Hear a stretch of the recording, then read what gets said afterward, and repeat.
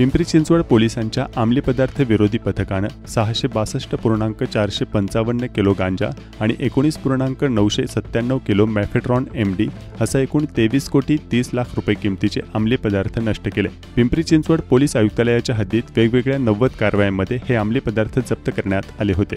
पिंपरी चिंचवड पोलिसांनी जप्त केलेले अंमली पदार्थ नष्ट करण्यासाठी प्रादेशिक अंमली पदार्थ नाश समिती स्थापन करण्यात आली आहे।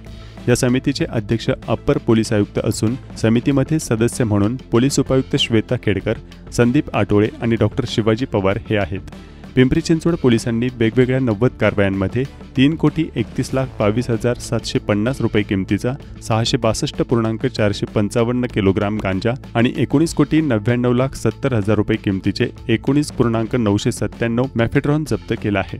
अंमली पदार्थ नाश समितीच्या संमतीने हे अंमली पदार्थ नष्ट करण्याची प्रक्रिया राबवण्यात आली। रांजणगाव MIDC येथील महाराष्ट्र एन्व्हायरो प्रायव्हेट लिमिटेड या कंपनीमध्ये हे अंमली पदार्थ सोमवारी दिनांक 29 सप्टेंबर रोजी नष्ट करण्यात आले। यावेळी पिंपरी चिंचवड पोलिसांचे अंमली पदार्थ विरोधी पथक, प्रादेशिक न्याय सहाय्यक वैज्ञानिक प्रयोगशाळा पुणे, राज्य उत्पादन शुल्क पुणे आणि महाराष्ट्र प्रदूषण नियंत्रण मंडळ पुणे या संस्थांचे प्रतिनिधी यावेळी उपस्थित होते।